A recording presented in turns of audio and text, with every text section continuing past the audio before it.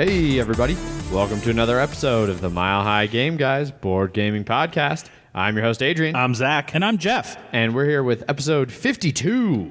Super Nintendo Classic. No.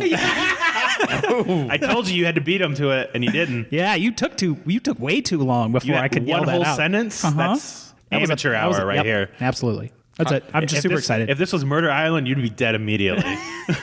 God damn it. We did kill someone before they even touched the ground on their parachute. That was hilarious. They got stuck. They got stuck between a building that had like recess, and I punched him for a while. Or I tried punching him. I hit him a couple times because he kept swinging back and forth. Uh-huh. And they'd swing back. I'd jump up, hit him. They'd swing down. I had found an AK in that time. Yep. And then shot that person. He shot that. Anyway, before we get too derailed and sidetracked and off the rails, I wanted to start this episode off with a big round of thanks. Last week, we announced our Patreon. And holy shit, did you all turn out for it? We already have, 12. 12 backers. A dozen backers, A dozen backers. Or we're just waiting on that baker's dozen. Yep. Yes, and we blasted through our first goal and are very close to hitting our second goal. Yes, we For are. the show, which is just amazing. Mm-hmm. We have a video on there. We do. Very professionally shot here Yes. in our studio. Oh, in our studio, yes. Our studio. The mattress is still up against the wall. But they didn't see it. No. But they know it's here. So, yeah. But no, so It's all about what they're not seeing. so thank you to Richard and Tiffany, who pledged at the 25 reward. We'll be getting in touch with them for the Skype call that comes in along with that. Thank you to Paul for the $10 tier. He'll be getting a super special shout out later on. Mm-hmm. And then thank you to Craig, Anthony, Zach, not this Zach, Unfortunately different not. Zach. No. Yeah. Kyle. Fortunately, not unfortunately, because Yes. I don't want to pay for this shit. I mean, we already were, Yeah, technically. exactly. I don't want to pay more. Yeah. Anyway, so Zach, Kyle, Alex, Daniel, Mike, and the What Did You Play This Week podcast for supporting us at our $5 tier. And thank you, Eric, for your support as well. Every dollar matters. Yes. Indeed, it does. One of my favorite podcasters, Paul F. Tompkins. Yes. National treasure. Yes. Whenever he reads his the donations that they get for Earwolf, it's always like, this person donated $50, thank you so much, thank you, blah, blah, blah. And but this person donated $100. Don't you feel like shit, whoever donated the $50? Make them feel bad about the money they're exactly. spending. And then they're like, yeah, but this person, all those other people are trash now because this person did $200. And I was like, I almost wanted to do that. Yeah, Eric, thank you. Maybe next year. Thank you for your $1 donation. But now we have these $5 ones. So Eric, you go fuck yourself. Wow, Eric is Wow. definitely going to take his contribution away after this. You don't need that dollar. I just figure this is payback for him calling us chicken fucker Yeah. on the air. When people start throwing multi-hundreds of dollars at us for our content, then we can start calling out all of the bitches at $1. See, again, it sounds like you're not appreciating the $1. Oh, no, we tier. are. They expect it from us. Just his $1. Everyone else's $1 is fine. Yeah, Eric We is- really should have put special insults just for you. You know what? we should add that. Yeah. Maybe that's what you're going to get for the $1 tier now. It's the unlisted reward. Whether you want it or not. It's the only reward unique to the $1 pledge level. No, but actually, seriously, Yeah. every dollar does count. Thank you, Eric, and everyone else for all of your support. We really do appreciate it. You guys kind of blew us away, watching these, the numbers just kind of keep rising. It was like, oh shit. Yeah. Oh shit. Yep. People care. Yeah, people apparently like us. Yeah, I'm unlike my parents. Yeah. I'm pretty sure Richard is doing the $25 one just so he can make us play Monopoly. Yes, I 100% guarantee that is part of his plan. Indeed. Now that we have those thanks out of the way, now you guys can, Zach or Jeff, you're very excited about something recently announced. Which you already mentioned. The Super Nintendo Classic. Yeah. That Did you came want to out- go on about it? It's $80. It's 21 games. Star Fox 2, which has never been released, will be on there. All of my favorite system, of all time, is the Super Nintendo. So I am super excited to get a chance to not be able to buy this Versus the regular Nintendo where you're just regular excited. Yeah. You're super I'm excited. super excited now. Because it's the Super Nintendo. I would be more super excited if it was the Famicom colors, which are the the red? the red, yellow, green, blue buttons instead of the purple and lighter purple that the Americans got. Huh. Yeah. I didn't know there were other colors. Yeah. Mm-hmm. But it's Not a too true fanboy of Nintendo. Indeed. Yeah. Like if I'm going to get a tattoo, it's going to be fucking Super Nintendo, Super Famicom colors. Yellow doesn't come up on tattoos. But No. $80, 2 controllers. Wireless, too. So. Oh, I didn't see it was wireless. Yeah, better than those fucking 2-foot long cables that the classic got. So, so speaking of murdering people in parachutes, we got number 2 in that game. We killed 11 people. We killed 1/10 of the map. Over 1/10 of the map. It was Yeah. great. Sure, 3 of them were AFKs, but that's beside the point. We may have dropped with the AFKs to murder them before we started. So we got 3 extra kills. So how did you know they were AFK before the because match? The plane will just like get to a point where it'll just be like, all right, everyone get the fuck out, and the AFK people will literally just drop straight down. And you can and how they're floating down. All of them like They all face the same direction. They all face the same way. They sway in the same way. It's a giant formation that they're doing. And if you're controlling it, you can move around or go down and stuff like that. So you see the people that are just not moving at all. You're just like, okay, well, And their parachutes will open. yeah, they'll open and they just float down. Yeah. And then so you just float next to them. They landed on a roof. We landed on the roof, and then face punches occurred. We should also mention the other person that landed on the roof was not an AFKer. They had decided to land there and got stuck. So that one was a legitimate kill. Yes. Yep. But then it was great. It was like not even a minute after that, we started going through these buildings. yeah.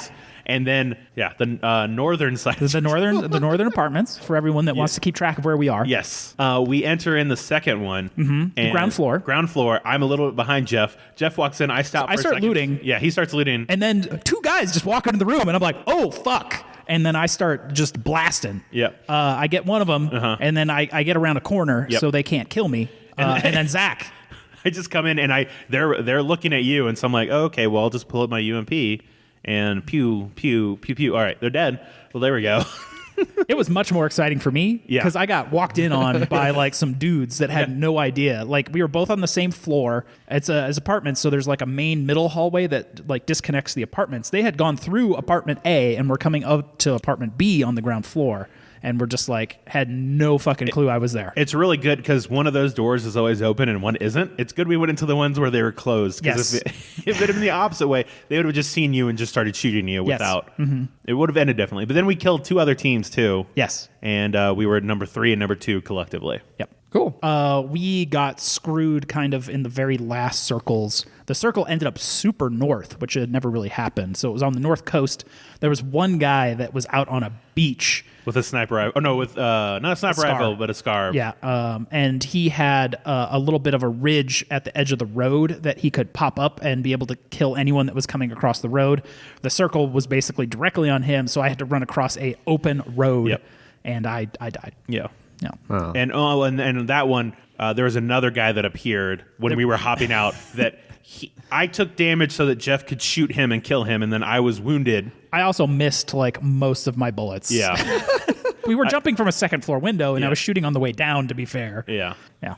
Notoriously hard shot. Yeah. Yes. So that's why I was number 3, Jeff was 2, and then Other guy was number 1. Yep. It was it was a great fun game. That was a classic Murder Island game. Yes, we were in that building, which we thought other people would run to. No one else did until it got all the way down to like 4 left. Yeah. Gotcha. Yeah. Go us. Go Team MHGG. MI. Murder Island. Murder Island. Yes. Just really need to spin you guys off a Murder Island podcast. I mean, you're not wrong. It just makes you want to live stream my games now. Yes. Like the other 3 billion people on Twitch.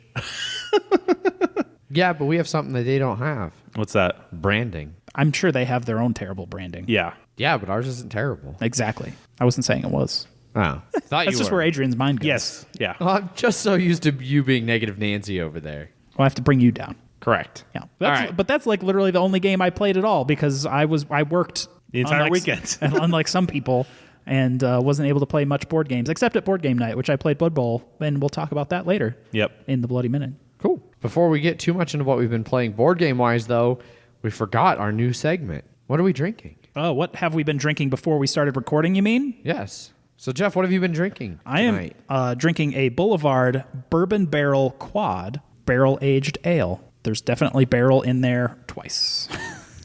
Does it taste like there's 2 barrels in there? It does Okay. significantly every time. I haven't had a barrel age in a while. That's why I picked it up, and I'm pretty excited about it. Yeah, tasting pretty good. Yeah. Nice. I like Boulevard a lot. That's why I always like driving Gen Con through Kansas City. Yeah, we make the traditional Boulevard trip. stop there Yeah, at Boulevard. Yeah, that one's really tasty. Zach, you're not drinking beer. No. But you are actually drinking alcohol. Yeah, this because time. I'm trying to do some low carb stuff, so it's just like I'll just drink rum instead. It's just liquor. Just liquor. It's fine. This is a pirate rum. Yeah. Pyrat. Yes. It's trying to be fancy. It's pretty good. It's definitely not my favorite sipping run. That still belongs to Ron Zacapa by a head and a foot. But Sure. Yeah. That might be a reference that I'm not getting. No, just Just words you decided to say. yeah. It's Okay. just here's pirate, and then there's a head and a foot, and then there's gotcha. Ron Zacapa. Is it? Yeah. Are they severed? I don't know. Your choice. Dealer's choice. All right. The head is holding onto the foot with its mouth. There you How go. about that? Okay. Yeah. But it's, I've been watching a lot of Resident Evil 7 lately, Oh, so gotcha. Interesting. yeah. And for me, I am drinking Something in the distance. some Ska Rudy from Ska Brewing Company out of Durango. It's their session IPA. I decided to start off with a low alcohol IPA for the pre-recording beer into the beginning of the recording, and then I'm going to move on to the Modus Operandi, which is their main IPA. I mean, you could just start strong and then just continue being strong. No, because then I have a hard time making it all the way through the recording without starting to slur my speech. Mine's only 11.2%. Mine's Yes. mine's only 40%. Yours might be 80 proof. But yeah, so that's what we're drinking. Now, what have we been playing? Jeff, you said you haven't played much besides Blood Bowl, which Yep. we'll get to in the bloody minute. Indeed. Zach, what have you played? So I watched a Rado runs through of Baron Park. I'd heard about that game for a while. Correct. How do you spell that name? Barenpark. There might be some sort of German Umlaut. yeah on there. So Baron Park. Yes. Yes. And it is German for bear, park. Yes. That makes isn't Ursa? What's Ursa? I thought that was bear. That is for bear, but it's not German. It is Oh. definitely not German. I don't know what language it is then. I'm pretty sure it's Latin. Yeah. Yeah. Anyway, Carry on. I will continue to carry on. And so I saw the Rado run through of it, and I was like, and especially like in his final thoughts of like, out of Patchwork, Cottage Garden, and Baron Park, that's his favorite out of those three. Yes. And I originally was like, because I was sort of interested in Cottage Garden until I actually saw it and played it, and I haven't played it, but saw it and saw it being played, and I was like, oh, that doesn't seem interesting at all. But this one goes super heavy into the puzzle aspect, and I was like, okay, this might be a good different way, a good 4-player way to play those type of games. And I've played 2 games of it so far, and I really like it. There's sometimes that I want to do like more hardcore rules for it, like because you can only place 1 tile a turn, and how you place the tile determines what tiles you get. So if you place it on a green one, you get one of the green tiles. If you place it on the white, you get one of the white tiles, and the orange one, you get one of the big orange tiles. I would think it would be interesting / funny is if for whatever reason somebody fucked up and they don't get any more tiles, like they accidentally place it in empty spaces, not allowing them to get another tile, they are just out of the game. There was another game recently that we played that was like, surprise, you could just be out of this game. And I don't remember what it was. If you fucked up in playing so bad. What was it about? I don't remember. I mean, food chain. Yeah, I think it was Food Chain, where you can just be like, oh, you're out of money Yep. and your game is over. Yeah. The adults will play now. Yeah. Yeah, you can. It's very rare, but basically, like, if you fuck up your pricing to where you lose money on pricing and you would ever need to pay money and don't have any, then you're just out. But that's incredibly rare. Right.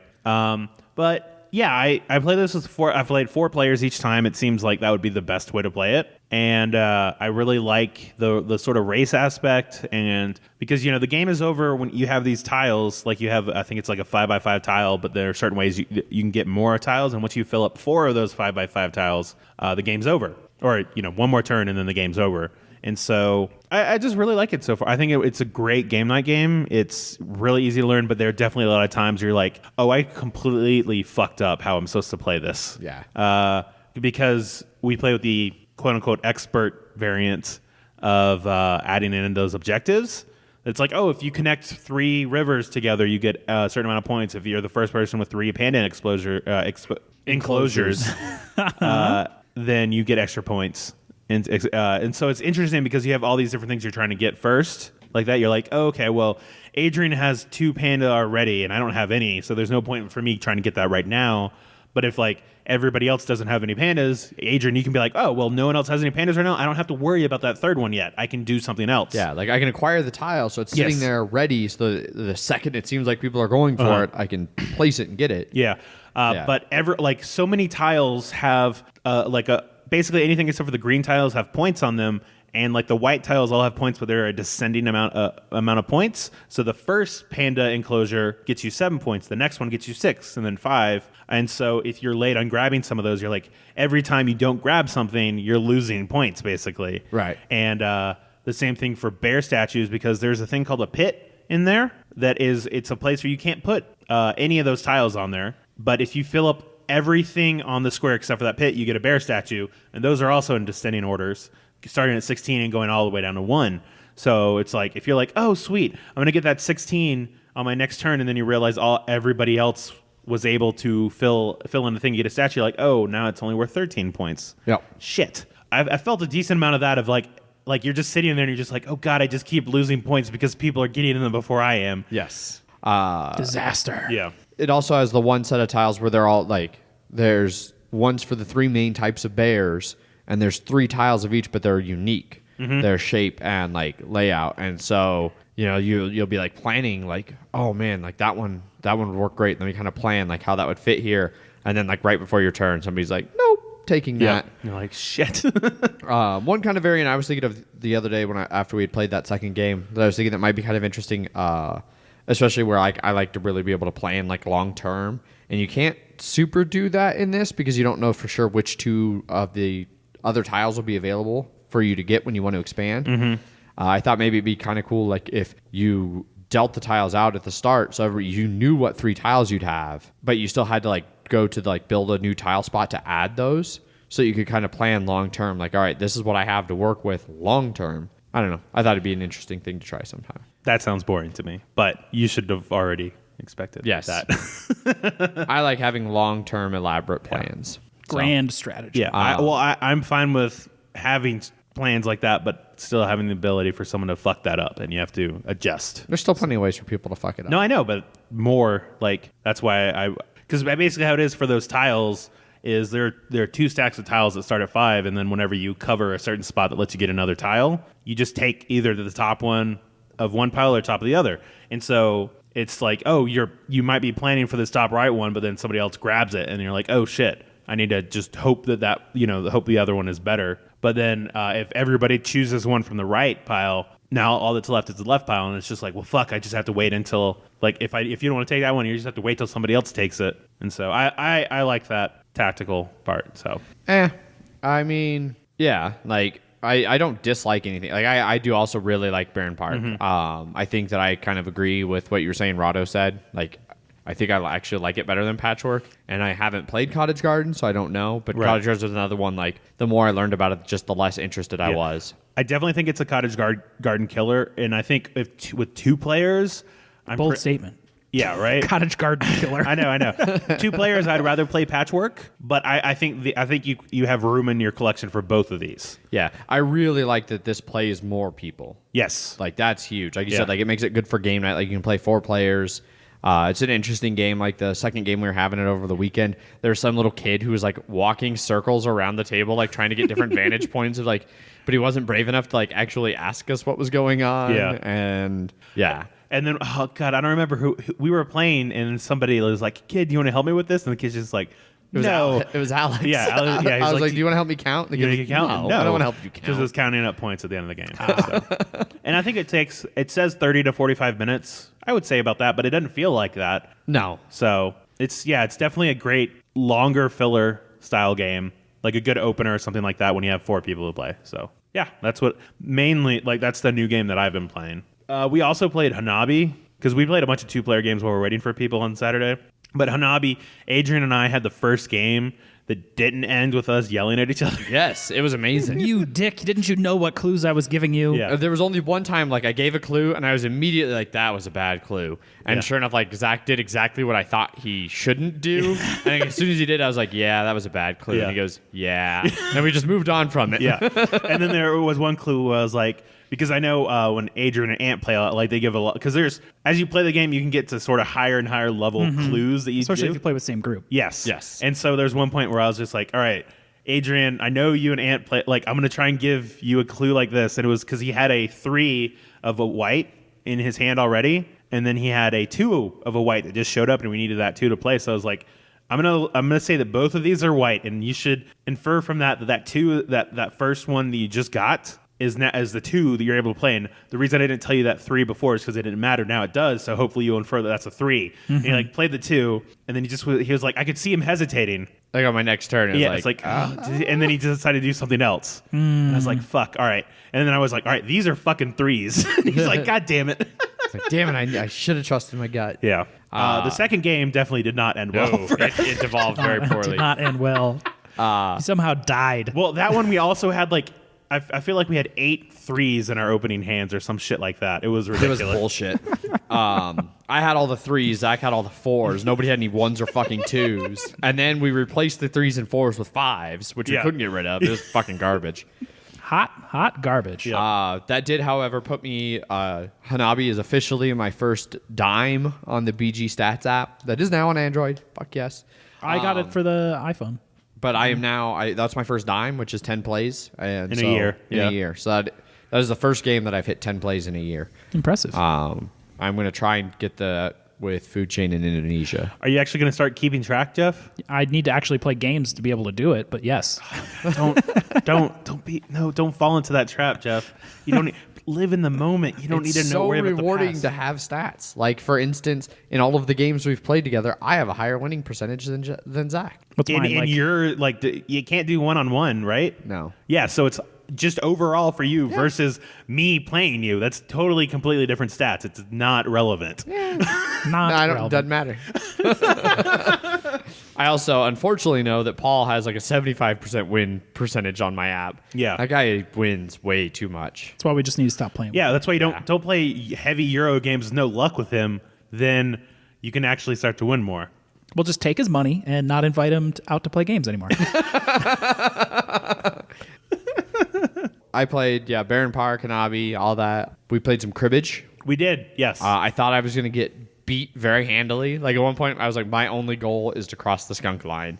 And then I ended up finishing not terribly far behind you. Still lost, though. I still lost. Oh, yeah. Still counts as not Zach winning. was having ridiculous hands. I was. I had 3 5s and a king, and I had to get rid of one of them. And I was like, oh, well, this is an easy decision. I wish these were jacks, though. And then a queen came up when I got rid of the king, and I was like, oh, that's 12 points, and then this is 20 points right here. Adrian, how's it going? And I'd regularly throw a 6 and a 9 into the crib. And it would be 6s and 8s that you'd throw in, and I'd be like, well, I'm just going to throw this 8-7 in there. Oh, look, I got a double run. and it happened like 4 or 5 times. It was hilarious. And it wasn't even like I was playing consecutive cards. Like, I'd play them like 1 or 2 apart. And like every time he just happened to put in the 2 cards that completed the fucking run. Impressive. God, it was frustrating. It was a great game. I had wanted it to, like, before we played, in my mind, I was like, we should like bet a drink on this or something. And then like halfway through, I was like, man, I really wish I had bet a drink on this. We played 5-player Honshu. Yes, we did. And although I do agree with what you were talking about, I like it better with more players because there's more options for tiles to take. For whatever reason, it felt way less brain-burny, thinky than I remember from Geekway. Because that was the first time you played it, right? Yeah. And so I think you weren't you were still like learning the game. I'm definitely also less enamored with the turn order mechanic. Like, it doesn't seem quite as interesting. Like, there's still the debate about whether you want to be higher in turn order, but like, there's not a clear association between like, oh, good cards have low numbers, so that if you put a good card out there, you have to hope it makes it. Where like, they're just all over the place. So sometimes you can have a really good card that's also like a really high card. It's like, oh, well, I think a lot depends on the type of city you're building too. Yeah. So and you also didn't play with the extra objectives, which I think from now on I'm just going to do that. Okay. Because I think the game is simple enough that adding one more thing is fine. Yeah. I think that would have helped some. But I remember it was either you or Paul, they were like, there weren't as many decisions as I thought when we first played. Yeah. And I was like, well, I know, like Paul said, he's decided he doesn't like it. Yeah. Like, he's like, yeah, I think actually I don't like this. yeah, I was sort of surprised when he first said that he liked it. I was like, this feels too Yeah. light or whatever for him. Whereas So, like I'll still play it. Like I still really like the puzzle of building your city, and I like the way that it's another one of those games where like when you get done, you've made something Yes. that you can kind of look at and be like, Yep. hell yeah, or fuck, I suck. But I'm not nearly as enamored with it as I was after that first play. That first play, I was like, oh man, it's really interesting. Yeah. Hanavi, Hanabi? no, Hanami Koji. That one still continues to just punch me in the face every time I play it. I do really like that one. Is that the geisha one? Yes. Okay. There's a lot of very similar names happening right Yes, I know, right? Hanabi. I have Hanabi. enough games now where I can just bring Japanese named games. Yeah. And that's enough for you. And still bring like 5 or 6. Yeah, of them. I've got Kanagawa, I've got Yokohama, I've got Honshu, I've got Hanami Koji, I've got Hanabi. Yep. But no, that Hachikoro. one. I don't have that one. I still love everything that's going on in Hanami Koji. It's a really tricky puzzle. Yeah. Influencing geishas. Yep. We played, and it went 1 round, and Zach won. Yes, it did. Oh, immediately. wow. I had 12 points and I had 4 geishas. It was pretty nice. Yeah. Yep. It did not go well for me on that No. one. In any way. No. But I enjoyed it. It's a fun game. Yep. So that's mostly what I've been playing, other than playing a bunch of arcade games Saturday while I got shit-faced at the adult arcade. I came at midnight after I got off work. Yeah. We were all quite drunk. I I was playing catch-up. I did not know that they had a Flappy Bird arcade game. They have like an app version of an arcade version of every app you can imagine. So me and Paul played that and we tied at 12. Okay. And then we ended up playing the quote unquote world's largest Pac-Man. I don't know if it actually is or not, but it's on a giant It's a very large LED Pac-Man. screen. Not LED. It's what are those things called? LEDs. It is an LED screen. Okay, I was right the first time. Light emitting diode. Yep. So it was like 12 feet tall or something like that. It was All the way to the ceiling. Pretty much, yeah. And I ended up beating Paul in that Pac-Man. And then we played, God, what is it called? Terminator Salvation. Apparently that has an arcade version of you just have a gun and It was one of the last real, like, newer light gun games. Yeah. Quarter sucking is what that Yes, game is. it was. Yes. I did like that, like, when you're shooting, a lot of the other games are like, if you want to reload, you have to shoot off screen. This one, it had a little button you had, like, basically On the bottom of the magazine. bottom of the magazine. And you hit that. It's so satisfying. It is. You're like, bah. But then, like you said, it's like, no matter what, you're going to be getting hit every 10 seconds So or we were at the One Up lower downtown. And Yes. they play with the dip switches and settings and stuff in their arcade machines to jack the difficulty all the way up. Oh, really? If you ever play the X-Men dual screen, the 6-player X-Men that they have, and go somewhere else and play the X-Men 6-player, like you can notice a drastic difference in difficulty. Like when the Sentinels come down on either side, it could be like 3 over there, 2 over there. But this one, it's like 16 on this side, 16 on this side, 32 Sentinels. Fuck you. Good luck. Yep. Okay. That's kind of shitty. Yeah. Yep. I really liked that place when I first moved here. I was like, holy shit, this is cool, like an adult arcade. This is awesome. But now, like, I mean, it's still cool if you go in there, like, at the right times. Yeah. But it seems like nowadays, the only time I ever end up in there is on, like, a Saturday night. And I just hate everything about downtown Denver on Saturdays. Yes. I hate everything about lower downtown, a.k.a. Lodo. Yeah. Yes. I think it's a Brodo. great place. Yeah, if you have someone in from town and you're like, there's an arcade bar. Let's in go there. get wild downtown. Yeah. It's like, but it's definitely not someplace to be like, it's Thursday night, time for fucking One Up. So It could be. I was at One Up for my 30th birthday, like 2 p.m. It was light outside. There was children in One Up playing arcades, and I was like, "All right, well, this is a good birthday." There was no crowds. It was nice. yeah. You know, I got to play all the track and field I wanted. My Yeah. palms still hurt, by the way, from track and field. Oh yeah. You were fucking slamming it Oh on there. yeah, I'm good at track and field. Yeah. I didn't play much, but I did go to our new Sunday, last Sunday of every month, Meet the Brewer at the Sloan's Lake Alamo Draft House. I knew I played more board games. I played like 3 board games there. Yeah. That was super cool. There was a bunch of people there, a bunch of new people I hadn't seen come to like a game night. We also had Heather's Magic and Mimosas there. Yes. They were playing Terra Mystica and treating hangovers from the 1-Up / bachelorette party they were having earlier Yeah. on that Saturday. And then I got my copy of Bear vs. Babies hot in from the mailbox. Yep. Which I haven't played yet. Nope. Came with a condom Indeed. to stop babies. Or the babies win. Yeah, exactly. Yeah. I have a game getting delivered on Thursday. I have no idea what it is. I got a shipping notification through like my UPS. It's like, hey, you have a shipment coming in on Thursday. I have no idea what game it's going to be. Do you have the FedEx delivery manager too? No. You should get that. I should. Yeah. I have both of those, and so it's like anytime comes, ooh, something's coming. But yeah, so on that Sunday, we played They had a nice setup through at the the desert. draft house. They do. I like that Yeah. bar. It was nice. Their food's pretty good too. But we played through the desert. I won that one. Yes, but you don't like it. I'm not that big a fan of it, no. But it's, I don't know. I think that, so I've played it once with 2 and then twice with 5, and I think 5 is too much. I definitely agree because I played it twice as 5, and it always just feels like you get just little bits of here and there. Yeah, whereas like when I played like 2-player with Megan, like even losing the good chunk of the board that you don't play with in 2-player, there's plenty of room to move around, and so you can actually get really strategic with like where you place your Yes. initial camels and then trying to make like long chains and then you get into the balancing, like paying attention, like, oh man, I don't want to run this out yet because I'm not finished connecting. Like, so I think it's probably going to be better with 2 or 3 Yeah, probably. than 5, and probably even than 4. Yep. But yeah, one 5-player game of Legendary Encounters by the skin of our teeth.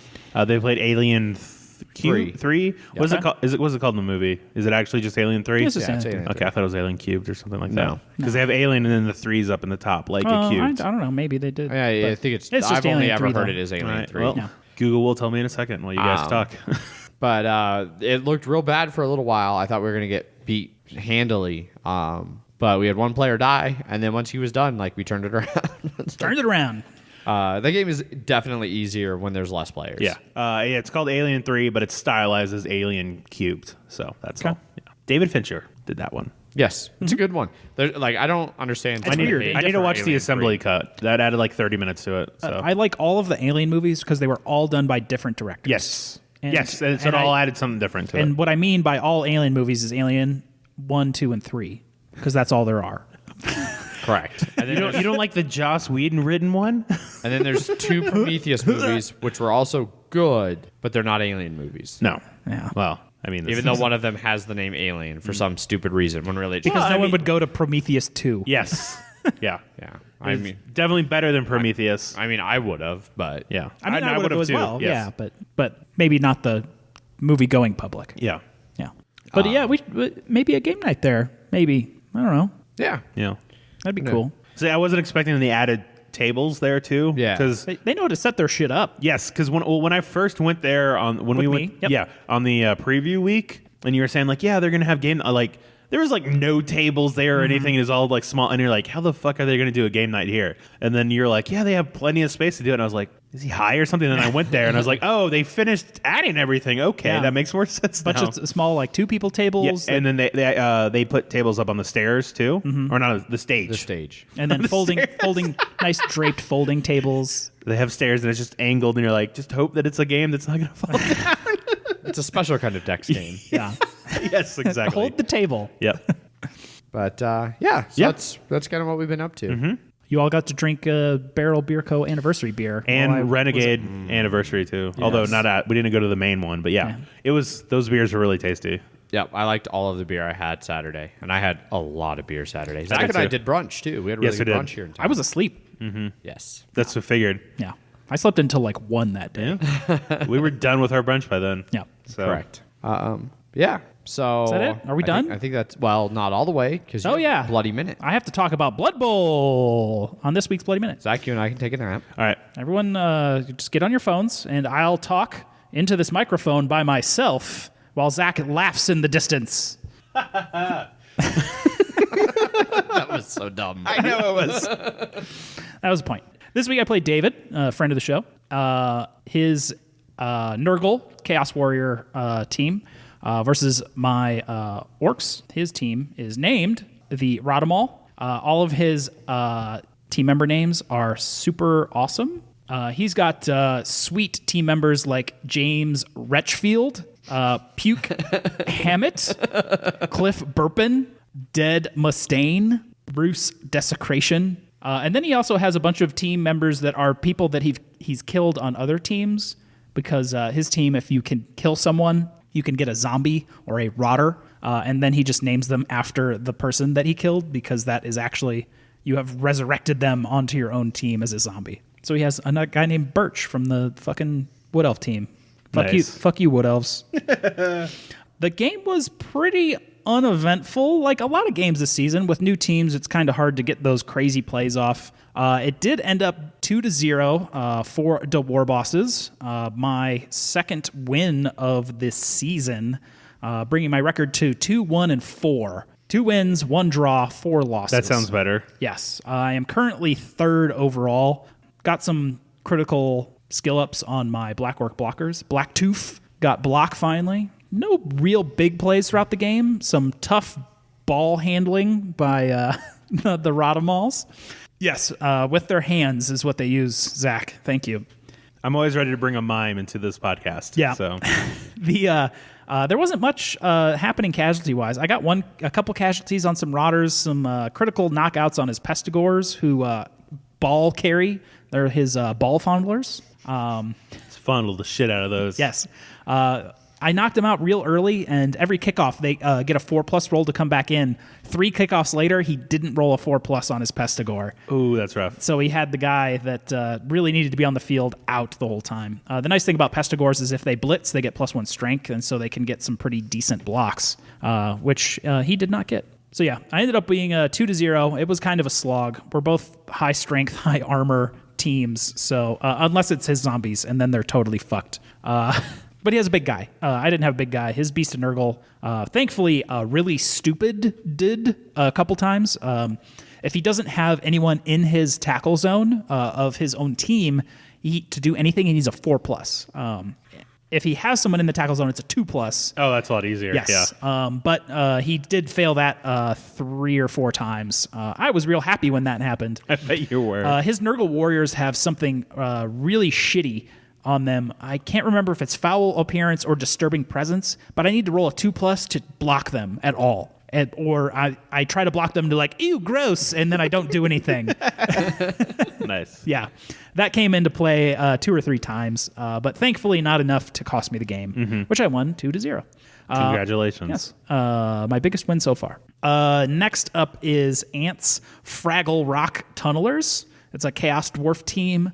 I'm not sure how well I'll do against him based like Orc versus Chaos Dwarf, but if it's anything like our past Blood Bowl games, I will blow him out of the water 4-0 with having 0 right to do any of that because Ant will go undefeated until he plays me, and then Nuffle will grind him into the ground. Nice. Nuffle is our word, the god of chance of Blood Bowl, basically. The god of Blood Bowl, but you also pray to him for good luck. So I will be praying to Nuffle to grant me once again to crush Ant, who is now number 4 overall ranked Norse in the United States. His team finished like 2nd overall at the U.S. Cup Finals. Right, yeah. Like, and now I'm going to crush him. There you go. With his Chaos Dwarves. Fingers crossed to Nuffle.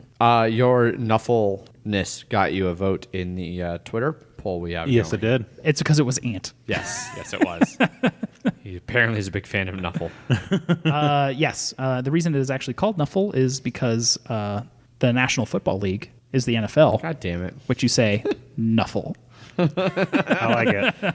Makes so much sense now. Yeah. That name came from like, I don't know, the 80s sometime. Gotcha. Yeah. It's spelled Nuffle. All right, then. Indeed. Moving on.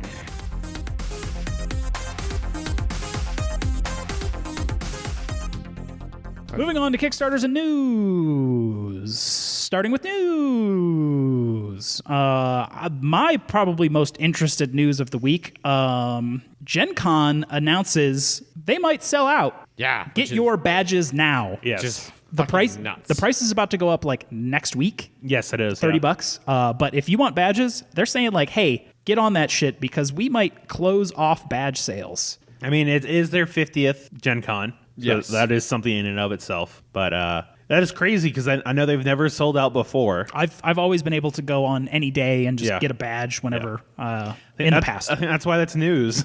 Yes. Yeah, which I mean, they've had continued growth like over and over, and yeah, they've expanded like more into Lucas Oil. Like I've heard the open gaming area this year is going to be on the field at Lucas Oil Stadium. Holy shit. Which I really want to try. Well, yeah, and it's domed. Yeah. Or whatever the retractable bullshit it's called. Yes. Yeah, so they've had constant growth over at Gen Con. Until they've like hit the upper limit of capacity of hotels Right. in Indianapolis. Yeah. Well, yeah, they're already past that. Yeah. You know, and so even with like expansion, like more and more into Lucas Oil and like some of the surrounding areas, like, you know, they had like at some point it was going to happen that they ran up against a hard wall. And I think you're right, Zach. Like with this being the 50th anniversary and like being it's the 50th, it, you know, provided enough of a boost to get them close to that point already. Now, what'll be interesting to see, like, if attendance goes down next year, like, is it way, way up this year, and then it goes back down because it's not the 50th next year, or is it like this is part of their trend, and they are now like every year going to be hitting max capacity at the convention center there? They might be giants will be there. Oh, Yeah. Yes. interesting. So yeah, buy your badges. You're like, I got time. No, you don't have time. Time is literally running out. Not to mention that the pre-registration ends like at the end of this week, and so prices are going to go up. That also means that after pre-registration, you can't get it shipped to you. Yes. So, I did not get mine shipped to me. I will did. be picking up will call. I couldn't get mine shipped to me because of the press badge. oh, right. Yeah. Ooh, we got a press badge. Yeah. Fuck us. Moving on. Moving on. So we were talking about Pandemic Legacy Season 2. There are a little bit of details. A shit ton of details came out, including a release date-ish this fall. We'll be releasing Pandemic Legacy Season 2. I was hoping that we'd be able to get it at Gen Con, Yeah. but I'm sort of glad that we can't, so we don't have to worry about getting it at Gen Con. Correct. Exactly. Yeah. The nice thing about Legacy is it was pretty widely available Season 1. Yeah, oh, yeah. I don't think it was hard to find at No. any point. No. I think it was out of stock on a couple Like when occasions. it first came out, Yeah. but then, they definitely kept that up. Yep. So. It seems like it's going to use some Iberia mechanics. That's the Spanish 1800s pandemic, where you're not so much going to be putting disease cubes out so much as putting supply cubes on cities to negate the horrible, horrible plague that you have no chance of curing because it's 71 years later and it's post-apocalypse. Right. Yeah. I really like that only part of the world is visible. I'm I wonder- really curious how you're going to expand that. I doubt it's get the board. So they have a full picture of the board available on the website, just sort of showing the North and South Atlantic. Yep. I doubt it's going to be a scratch-off board. No, it looks like I'm sure it'll be like some sticker-based Big, thing. big stickers. Yeah. See, that's going to be a pain in the ass, though. I think the reason they have the latitude and longitude is to be able to line them up very easily. Yeah. I mean, it's still that I've placed large like vinyl stickers and graphics before, and that's still a pain in the What would be ass. worse is trying to scratch off a whole board's worth of map. That would be hilarious. One giant quarter. Yep. Or it will be like a peel, like you Now peel that would off. be pretty cool. It's 2 layers, and you peel off the sticker when you have to reveal it. Yeah. I'd be down for that. I would too. That's definitely the most preferable, I think. Spared no expense, I bet they did on Season 2. Yeah.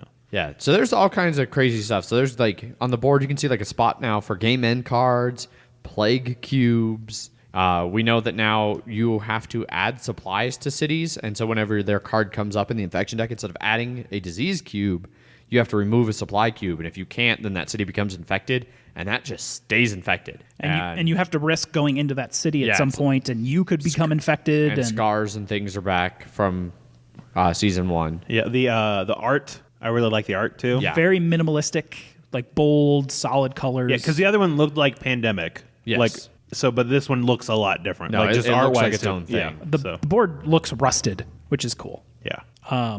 Yeah, I'm looking forward to Pandemic Legacy Season 2. I think we all are. Oh yeah, for sure. Which is amazing because I don't super care for regular Pandemic. You but fool. I like it on the app, and I like our giant version, but that's about it. Which and even one? our giant version, Pandepic.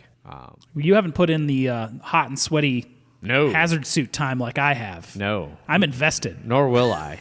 That is all you. Personal well-being has been Yeah. cost by Pandemic. Yeah, so Season 2 coming this fall. Cool. Pre-order, I don't know, soon. Probably. We'll see.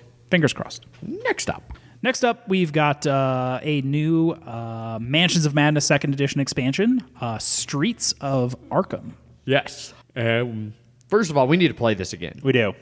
Second of all, so Streets of Arkham is a full box expansion. It's not just like another mission. In fact, it's going to be like 3 new missions. Yep, three new ones.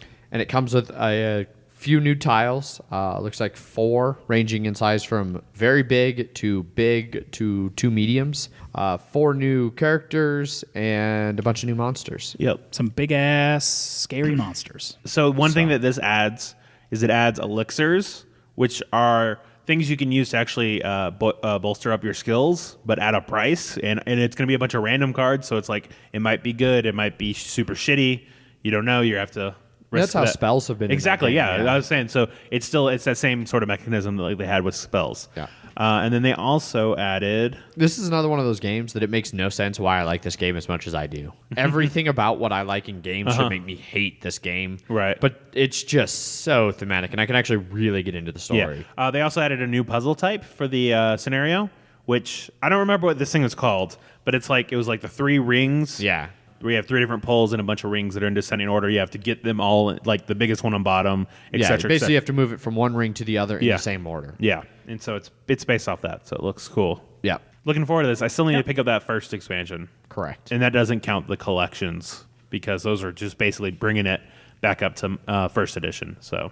And you got the first edition without the expansions. Yes, and the guy said he was going to include the conversion kit, and he didn't. Because I have it still. Oh, you do? Yeah. Oh, so okay. Yeah. I thought he just didn't put it in, and I was going to be pissed. Yeah, it was. I when my apartment flooded, I was taking games out from underneath my bed, and I was like, "Hey, it's that Mansions of Madness conversion kit. I bet Adrian wants this." I do want that. Yeah. I was pissed when I realized. Like, it was one day, like, I was sitting around the house. You've literally not mentioned it until now. You've had it for like 8 months. Well, yeah, and it was one of those things, like, because I was sitting around the house bored one weekend, and I was like, "Oh yeah, like I got that. Like, I should look at see what's all there." And I went through and like inventoried it, and like the organization is garbage. Like, he just has everything like dumped. Like, some things are in bags, but most everything's just dumped in the box. You got it for cheap, so fucking suck it up. I got it for real cheap. Yeah. But I went through and like I inventoried everything, and I was like, well, everything's here, but there's no fucking conversion kit. And I got real mad, and I almost messaged him and chewed him out on Facebook. I'm glad I didn't. Yeah. Ultimately, I was just like, it doesn't really matter. So I'm glad to know you have it. Yes, I do. You have to bring it over sometime. Yeah. Maybe on a Monday. Yes. Sometime. Next up. Coming out Q4 this year. Yep. Maybe at Gen Con? No, that's Q3. Definitely not Q4. Sometimes they'll have stuff that's supposed to be coming out Q4 in limited stock. Yeah, Fantasy Flight does like to do that, so we'll see. Yep. Oh, yeah. If it does, I'll definitely pick it up, but otherwise. Faux show. The Runebound expansions that were supposed to come out way later were there. Surprise. Next up on news, the minimum advertised price policy is expanding to some people's hooray and other people's chagrin. Most people's chagrin. Most. Yeah. So this one added Asmodee and Haba. So Haba does a lot of kid games. Yeah. And they're based out of Germany or something like that. I know they have a lot of German-style games, too. Well, not German-style, but like they have a lot of... They release a lot of stuff at Essen for kids games and stuff like that. But their minimum advertised policy or whatever is MSRP or bust, right? Unless it's discontinued. Yeah. So you sell it at what price we say, or no, not at all. Which I don't think it's a minimum advertised price. So you're just not allowed to advertise outside of your store a lower price. Right. Like, you could sell it in the store for Well, whatever. I know that's how it was for Yellow, or not Yellow, the other one. Coolmon. I don't know how it'll be for them, but... Well, if it's actually an MAP, then that's what that is. It's literally minimum advertised price, not minimum sales But also price. a maximum of only 20% off. Well, so that's for... It says all of their products must be sold for MSRP. Yeah, I think that whoever wrote this article doesn't know what they're talking about. I mean, we'll see. So Asmodee is the 20%. Yes. Haba is MSRP. Yep. Yes. For, again, MAP, which is minimum advertised price. From the way I understand what MAPs are, that doesn't necessarily require you to sell it. I mean, 'cause this specifically says their policy is a little more strict, and that all products must be sold for MSRP. Yeah. Yeah, if it didn't say sold, I would agree with you. Yeah. Well, I mean, I don't even know who the fuck the writer of this is. Like, he's writing for Dice Tower News, but that doesn't necessarily mean he's infallible. Yes, it does. No. Yes, it does. Don't This you is talk like shit. the word of God. Don't you talk shit about Dice Tower News. Anyway, the one good thing out of this is that Asmodee has relaxed their online sales requirements, so online-only stores can now start carrying Asmodee products. Which I enjoy. Yes. So I You don't know, need a brick like- and mortar to be able to carry fucking board games. Yeah, Get especially such a big chunk of board games too. Yeah. Yeah. So But now everyone's going to do it. So be prepared to pay more for your board games. indeed, Hold on to your butts. sure. Dave down at Time Well Spent is thrilled to be able to carry Asmodee. Absolutely. I know Yeah. he said that was pretty shitty when we did our interview with him. And that's it for news. That is it for news. Kickstarters. We will be starting with a game called Not a Problem, where innovation meets insanity. This one is about halfway funded, 3,400 on an 8,100 goal, 72 backers. This one's got a little less than a month to go, and you can pledge for this for a mere $25. This one is actually based out of Denver too. Yes. And we actually saw the person who created it at our was not the most recent game night. It was at D-Bolt 3 weeks ago. Yes. Yeah. Yeah, and so I was playing a different game, so I didn't get to actually see how this game was played. And I think I was playing Flatline. Yeah, but she had a bunch of people there testing it out, playing it for her, and people seem to be having a good time with it. It's another kind of like in the similar vein of like Apples to Apples and Cards Against and Snake Oil. Like it's one of those where you get a hand of cards and you're trying to like match up to some other card. Yeah. She said like how to win. It's like so there's a problem and then you have you try and develop a prototype for for a product to solve said problem and then you have to pitch it. It seems like so it could be and it comes with whiteboards and stuff like that. And it seems like it could be interesting. I probably would need to play it because those type of games can be really hit or miss. Yes, exactly. They're so group dependent. Like I feel like our group would probably be fine because our group tends to do fine with games like that. But at the same time, like there's so many games like that, I don't necessarily know if there's room in the market for another one. But yeah, she seemed really nice. She brought it out and was very appreciative of all of us taking the time to mess around with it. So, Yes. Yeah. So yeah, if you're looking for a new kind of And That there's style of game. that style of card game, party game. And don't worry, if you need video footage of people playing it at game night, there totally is. Yeah, that's definitely our group. Yeah, at game that's night. definitely Yes, it the is. dank back room of D-bolts that we play.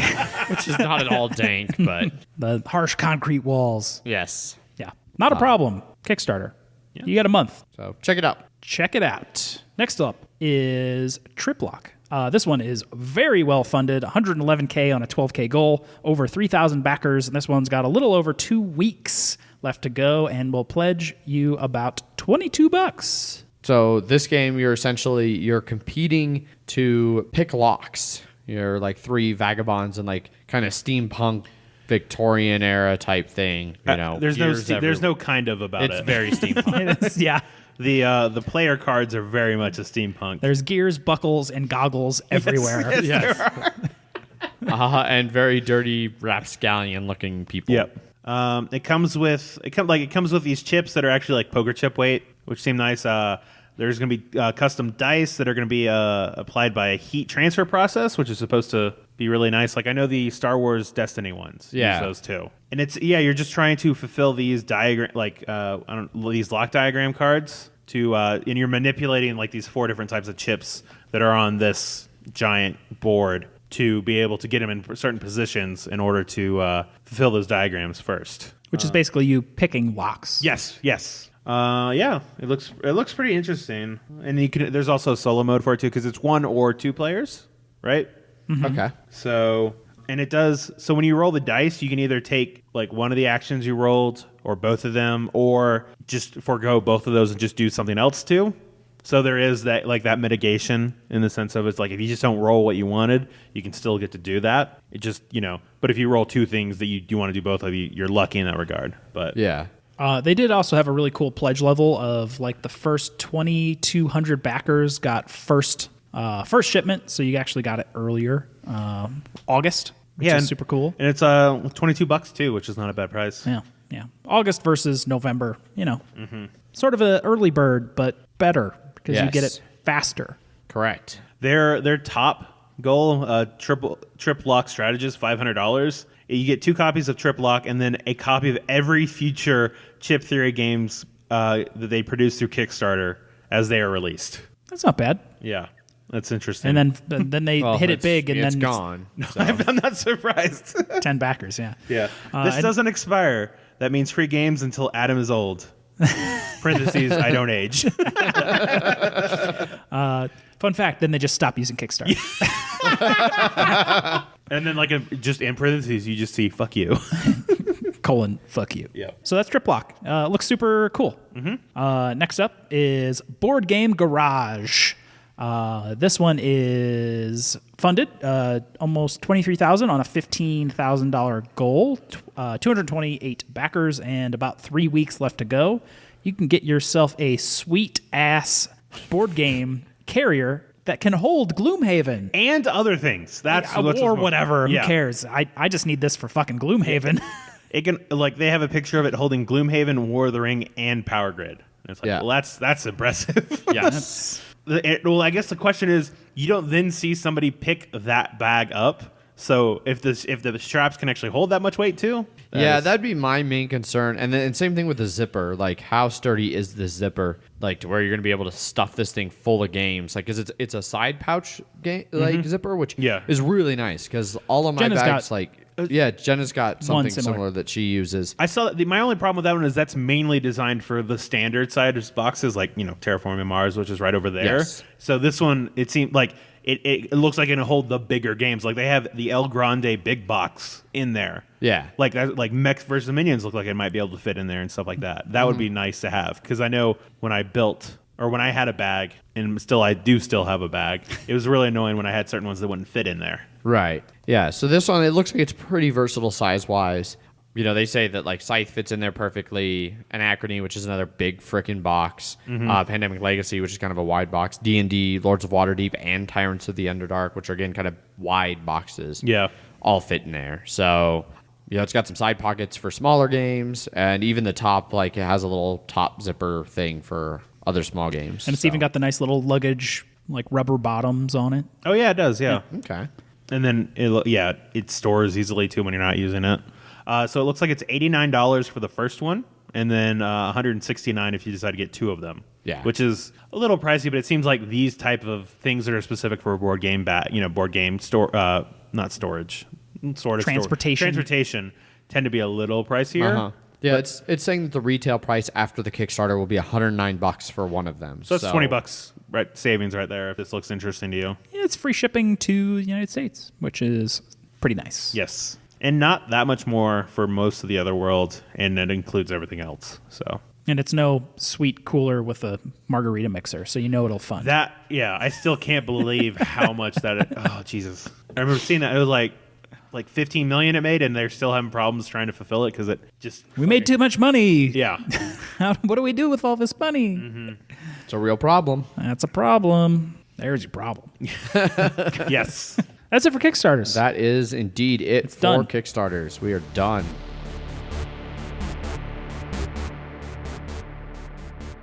So that wraps up pretty much the main bit of our second new format standalone banter and shenanigans episode. Yes. Indeed. We do have a shit ton of emails, though. Shit ton of emails and Board Game Geek responses and Twitter the popularity poll and shit like that. Yes. It's almost like we're doing a giveaway that we make you communicate with us. Yes. So I don't know how much Jeff has perused the emails to pick out the best ones, or if he's just going to pick a handful of them. I am probably just going to go in order, Okay. and then we'll get through some of them, and then I'll save some more for next week. In addition to all the new ones we're And going in to addition to all the new ones. Yep. And then more than that. So yeah, he'll do that. I'll update us on some of how people have heard of us, and then you can tell us how the popularity poll is going, Adrian. How about that? I don't want to. Well, you know what? You're gonna have to. So. All right. Emails at milehighgameguys.com if you would like to message us, especially for the giveaway, or if you just want to hear me say emails at milehighgameguys.com, a whole bunch more. Or if you want to send us something in some sort of foreign language, and we can have Jeff try and pronounce it. Oh, please do. That is my new favorite game. Yes, it is. First email comes from Michael. titled Gloomhaven Giveaway, like all of these are. Yes. It's almost like we told them to title it that. Yes, but they're all different cool things. So Just as an aside, we told people we just email us something interesting. That's all we wanted because we want to have Jeff read these things. So we wanted them to be interesting so people could hear them. Absolutely. It reads, "Hello. I'll tell you something interesting. My wife won't shut up about getting a dog. So I need to occupy her time playing Gloomhaven. Please, please, please let me win it so she will stop." Also, I should say I got into this hobby about 2.5 years ago, all thanks to an Amazon Lightning Deals sale, and I saw in Toys Games category where they had some non-traditional board games, and a few caught my eye. They were Ghost Stories, Survive, Escape from Atlantis, and The Walking Dead Best Defense. Ever since then, my wife and I have been tumbling down this rabbit hole of a hobby and loving every second of it. We used to play games like Clue, Cranium, Monopoly, and the like. However, thankfully, we found this amazing world, and we would love to continue doing so for the rest of our lives. Anyway, thank you for your time and the chance to win this amazing game. Sincerely, Michael. Yeah. I'm glad you graduated from Monopoly. Yes, that is a dramatic step up. And Cranium and stuff like that. Yes. So. I almost thought you said traumatic. Next email. Those are all good games. This email comes from Scott. "Hey guys, something interesting. My father had a double lung transplant last year, and I am still in awe of the medical professionals that work to keep us all healthy and alive. You can take or leave the health system, but the doctors, nurses, and all the people involved are incredible." As somebody dating an oncology nurse, the shit she puts up with and goes through and then still manages to regularly be an upbeat person who cares about helping humans, it's pretty awesome. Yes, it is. Indeed. My 66-year-old father, Tom, was diagnosed with pulmonary fibrosis 10 years ago, but the symptoms accelerated dramatically in 2014. He had been an avid golfer, but the disease was really taking its toll on him. We did a family trip in August of 2015 to Orlando, and we thought that would be our last trip together as a family. My dad spent the latter half of 2015 trying to get on a transplant list in Boston, enduring batteries of tests, struggling, hoping to get on the list. They got amazing news. They were put onto the list of the last week of June 2016. 2 days later, we received a call from the hospital that there was a full set of lungs that would match for his father and were rushed to the hospital. Sometime after midnight, the surgeon came down and said the surgery was a success and my father would be all right. The feeling of relief that flowed over us was incredible. We hope that this year my father is able to get back on the golf course, but to do our part to help raise money and awareness for PF, my sister and I created a golf tournament this summer with our dad as the honored guest. Hug your kids and your family because they are the most important things. Cheers, guys, and happy gaming, Scott. That is definitely the most touching of the emails we received, Yes. I think. It's great to hear that ended well. Yes. Apparently, Jeff originally just read half the email, and for whatever reason was just like, "Oh, this guy got lung cancer or something and died. That's boring." Or that's Oh yeah, I don't think boring. Not boring. You didn't say boring. You said he said it was sad. A bummer. And we're like, "What the fuck did you read, Jeff?" I read this awesome email about a guy praising the medical profession that saved his dad's life with a double lung transplant and a very positive message about being grateful for your family. Yes. And yeah. Not all stories end happy. It's true.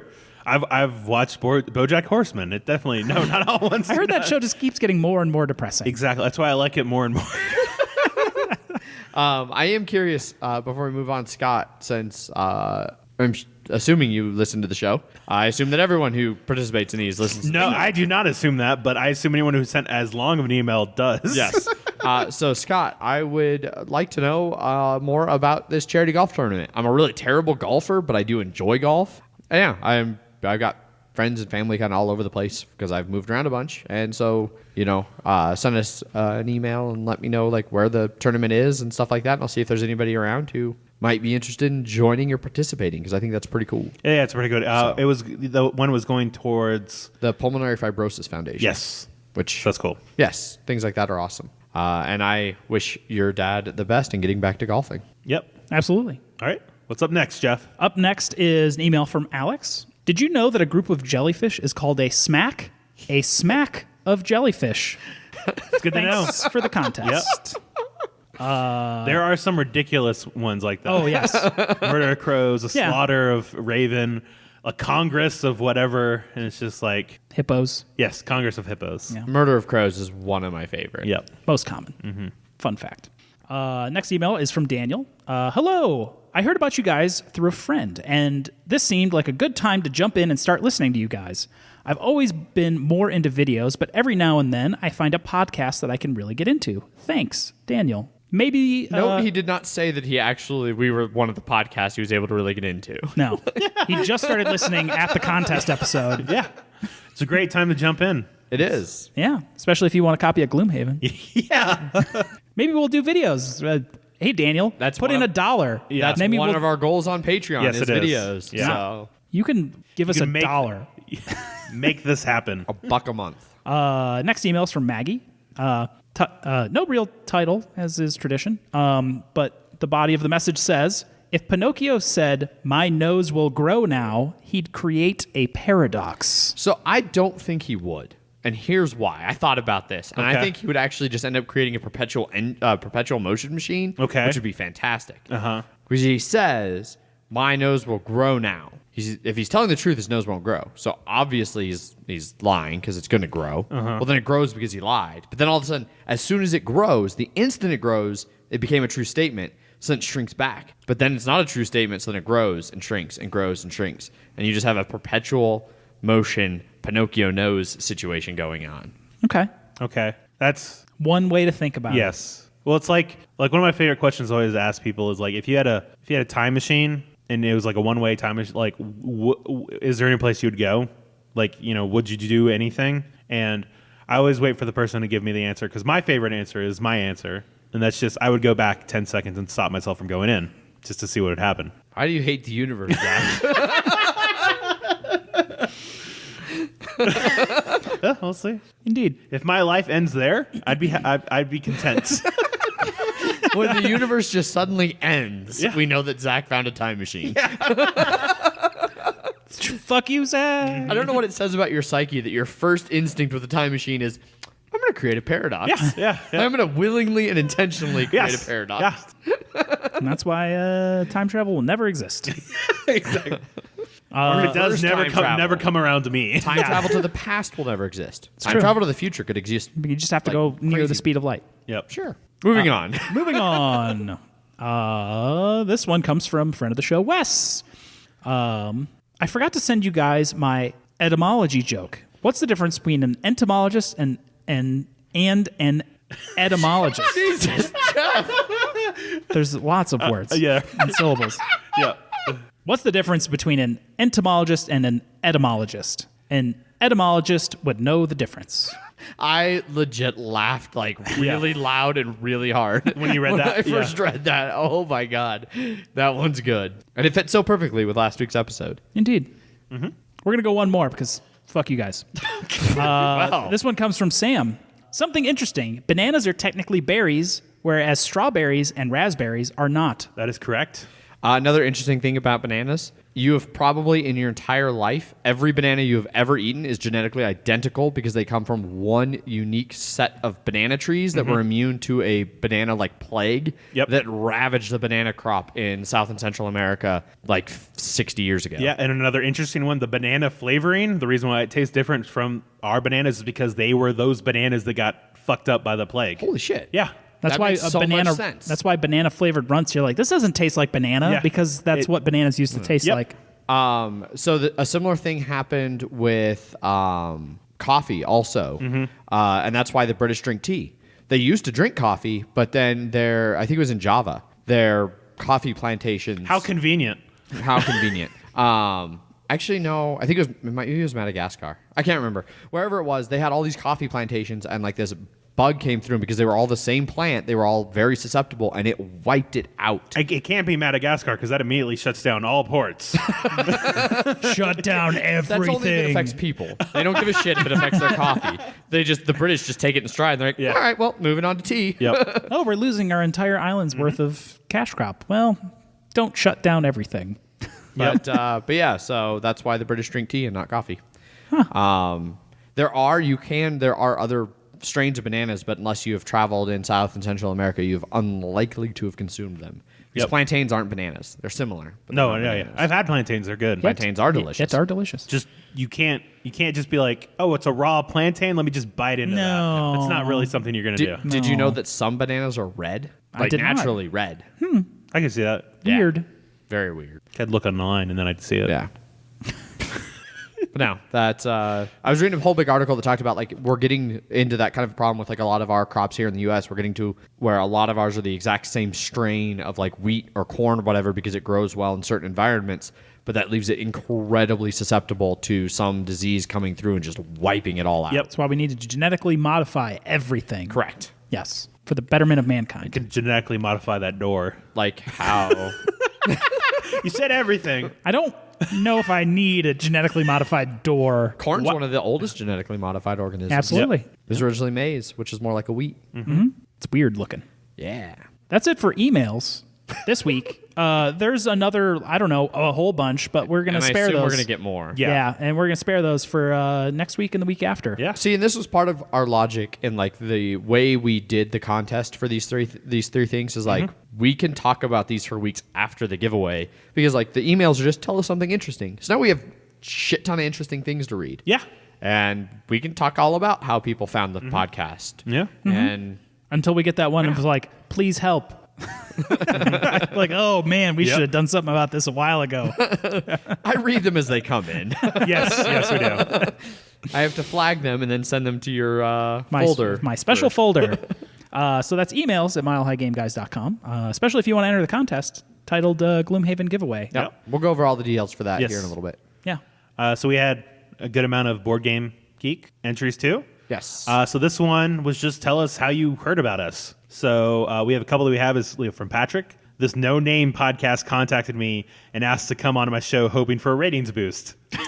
I started listening and became a fan. And we got that boost. A huge boost. Success. I think he approached us, right? No. Wait, how did we approach him? Adrian did. I saw them on Twitter post about like, hey, we're doing the conversation thing. If you'd like to be on it, like, let us know. They showed a picture of Adrian on his knees. He says, please let us come on. Please. I'll do anything. I'm the face of the podcast and all the ways that entails. Yeah.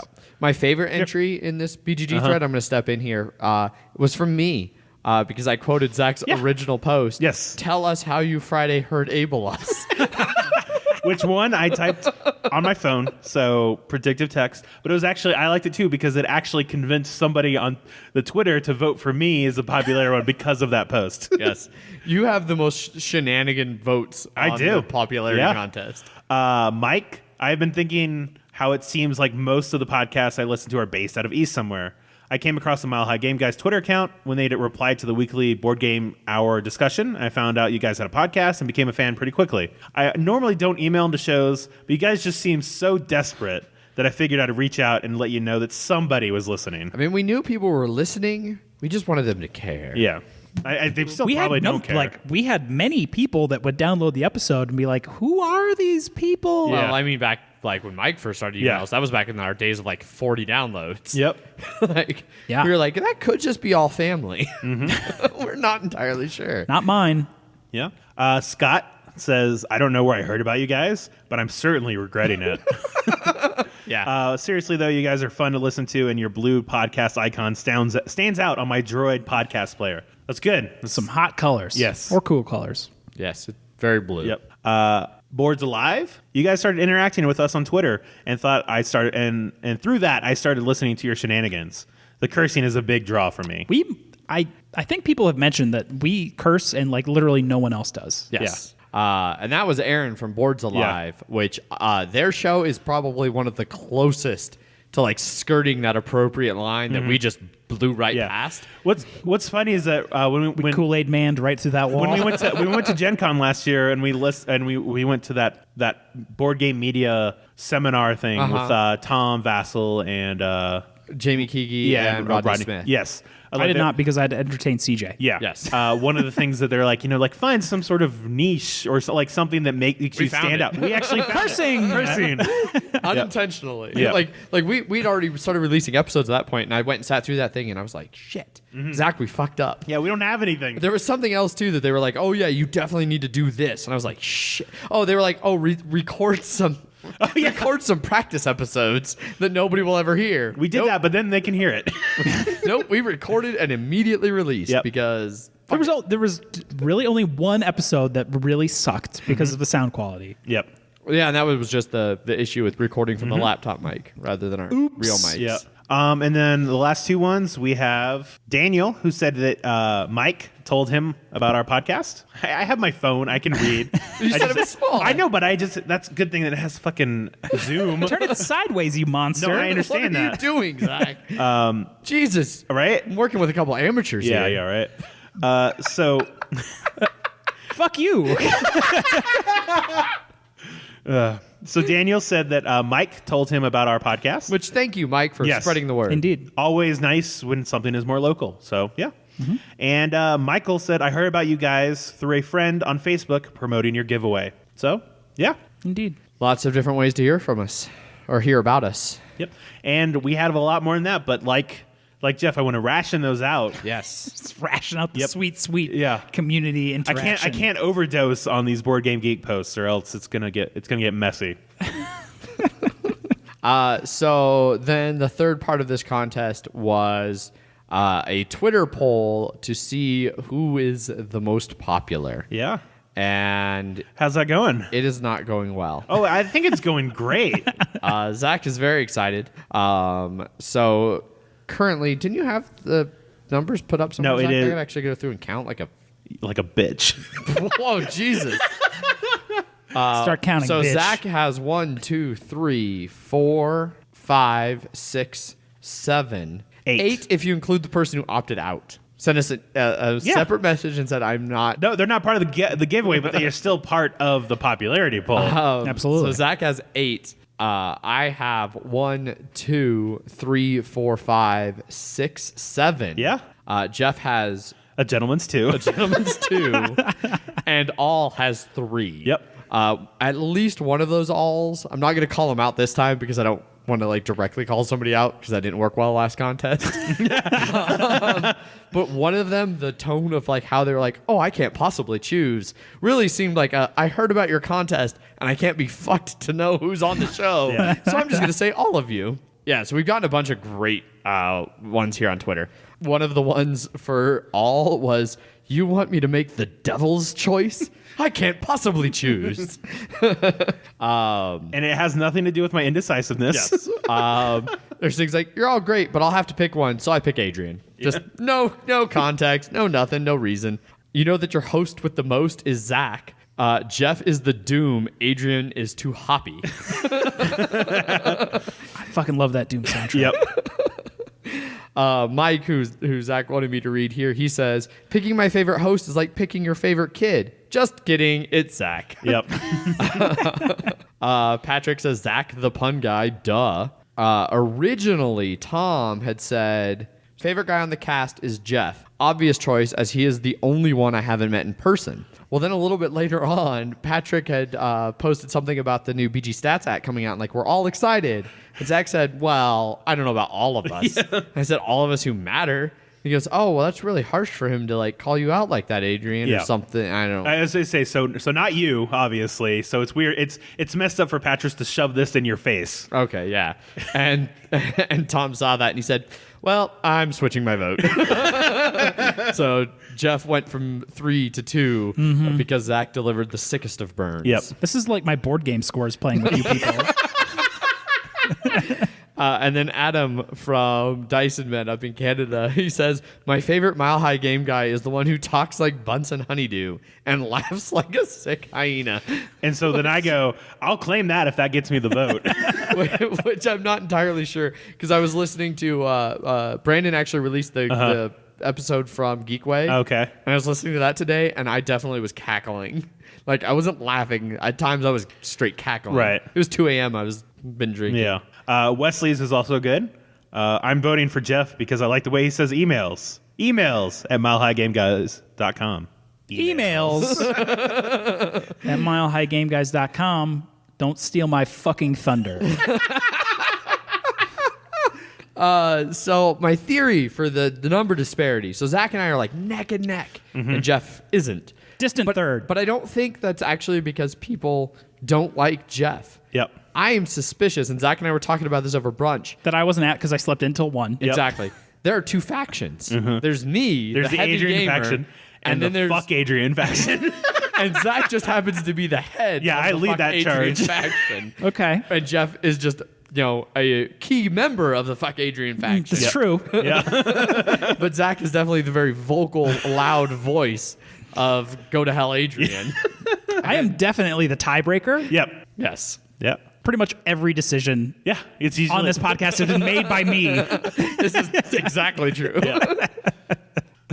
Jeff has made every important decision that we've had to make because it's one side and the other. And Jeff, how many times do you tend to go with me versus Adrian? Most of them. Shut up. These are not things that need to be discussed.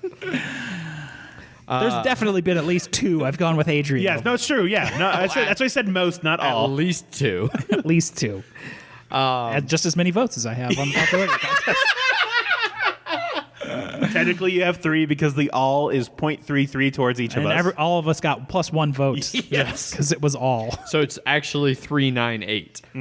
Oh. So if you would like to be part of these shenanigans, Yeah. or if you don't give a shit about our shenanigans but you want a copy of Gloomhaven, there are 3 ways to enter. As we just discussed, email, BGG, and Twitter. So with email, send us an email titled Gloomhaven Giveaway. That's important. And just include something interesting. Yep. As you've heard, they don't have to necessarily be long and in-depth. They can be short and sweet, but long and in-depth is also interesting. Yeah, we appreciate all. those. Yes. You can jump over to BGG. We have a thread up there titled Gloomhaven Giveaway or something like that. That's because you're like, we should title it Gloomhaven or Gloomhaven giveaway or something like that. And I was Yes. like, works for me. That is literally a title Yep. in case anyone's confused. So jump over to that thread and post on that thread how you first heard about the show. Whether it was you heard about this giveaway on some random website, whether you've been listening for over a year, whatever the case is, jump over there, tell us how you first heard about the show. And then finally, you can tweet us at MHGameGuys using the hashtag MHGloom and tell us who your favorite host on the show is. Yeah. Bonus points if there's an interesting why. Yes. Bonus points don't count for anything. I almost want to say they're a mandatory why. I mean, I guess pretty much everybody included some kind of a why. Yeah, just- Yes, so include a why. I can't possibly choose which one of you because I heard about this giveaway. So give us some kind of a why about Yeah. who's your favorite, even if it is that you're indecisive and can't choose. Indeed.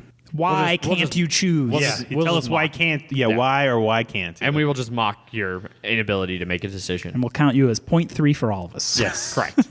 That's how to enter our giveaway. As I mentioned at the beginning of the show, we have our Patreon going, patreon.com/milehighgameguys. We are very close to our second goal. So if you would like to be a part of the Dirty Dozen right now Yeah. that are supporting the show, you can join that group by supporting us for as low as $1 a month. Yeah. Yeah. We have. You can get your own personal fuck you at $1, apparently. Yes, Correct. Yeah. Yeah, you're, and then I think we're gonna we have a Patreon only part of our Slack, Yes. which you need to mention too, and Yes. then I'll give you a bunch of no context quotes in there from our shenanigans in the beginning. Yes, that is a thing that Zach has been doing. Yep. Which our Slack, we just started a couple weeks ago. We got quite a few people in there. We're getting things going. We talk about beer we're going to be drinking on the show, games we're playing, video games. There's an entire Player Unknown Battlegrounds Yep. thread just for Zach and Jeff to go talk in the corner. Yeah, and if Damn you right there is. and if you want to play with us, let us know too. So Yeah. Always looking for people to play games with. Yeah. Go up to 4-man. Yep. Yeah, so there will be a link in the show notes to join the Slack. You can also just tweet or email us and be like, hey, I want to join the Slack, and we'll shoot you an email. Whatever. All kinds of ways to interact with us. Yes. We're cool like that. We're very social media savvy. I don't know about that. Yeah. I don't Our know either. Instagram would beg to differ. we have social media. Yes. Is an accurate statement. That's correct. But yeah.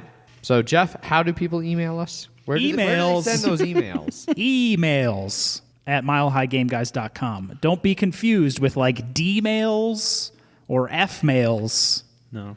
Emails. We should have done it. Electronic mails at milehighgameguys.com.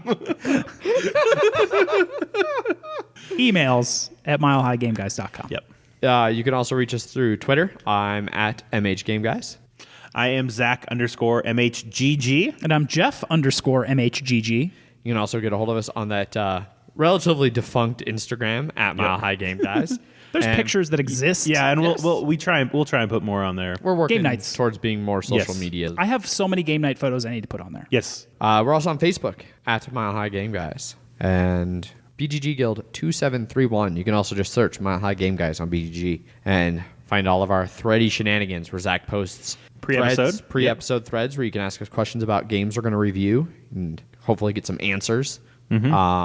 And participate in giveaway contests and all kinds of fun stuff. Yep. So, right on. Well, I think this pretty much wraps up the episode, guys. That's it. Episode 2 of new stuff. No review. No review. There will be a review coming out on Friday, and we will be reviewing Imperial Settlers this Friday. And then next week's review will be Fuse and Fuse Flatline, where we will kind of compare and contrast the two and let you know if you should own one or both or the other. I can't see what your lips are doing through a pop filter. It's spoilers for next week. Spoilers. Both. It's both. Yeah, it's both. As always, I've been your host, Adrian. I'm still Zach. And I'm Murder Shakes Jeff. Bye. Bye. Bye.